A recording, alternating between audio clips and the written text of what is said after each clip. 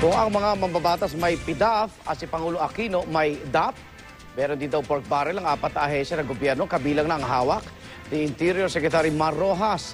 At tingin ng isang dating Budget Secretary, posibleng ginagamit daw ito para magpabango ng pangalan. Saksi si Sandra Aguinaldo. Meron po silang mother meal. Hindi lang basta nag-ikot, nakipagpulong at nag-inspeksyon sa mga proyekto ng gobyerno. Bit-bit din ni Interior Secretary Mar Rojas sa pagbisita niya sa Nueva Ecija nitong Abril ang balitang may mahigit 200 milyong pisong pondo para sa mga proyekto kontra kahirapan sa probinsya. Hindi malinaw noon kung mula saan ang pondo at kung bakit siya nag-anunsyo ng good news. Bahagi kaya ito ng binansagan ni dating Budget Secretary Benjamin Diokno na pork barrel umano ni Rojas? Sabi kasi ni Diokno, meron daw 20 bilyong pisong pondo para sa Grassroots Participatory Budgeting o GPB na pinangangasiwaan ng kagawaran ni Rojas. Gayon din ang Budget Department, Social Welfare Department at National Anti-Poverty Commission. Ang motibo niyan ay siyempre para mabango sila sa mga local officials. In what way? Kasi namimigay sila ng pera eh. Yan yung kanilang pork barrel, di ba? Namimigay sila eh. Hindi nagpaunlak ng panayam si Rojas at sino mang pinuno ng apat na ahensya.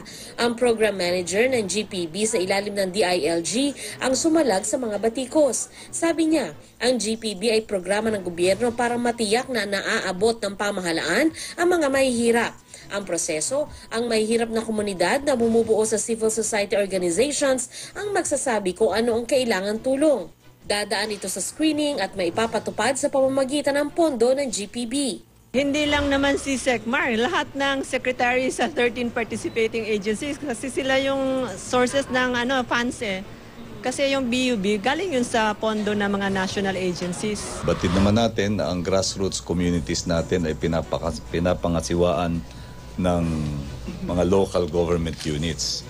Kaya ang bottom-up budgeting ay isang paraan kung paano mapapalahok sa makabuluhang paraan ang ating mga lokal na pamahalaan. Pero po na ni Diokno, saklaw na ng trabaho at pondo ng local government at iba pang government agencies ang mga proyekto ng GPB tulad ng mga farming project, pagpapagawa ng farm-to-market roads at pamimigay ng ligtas na inuming tubig sa mga malalayong lugar.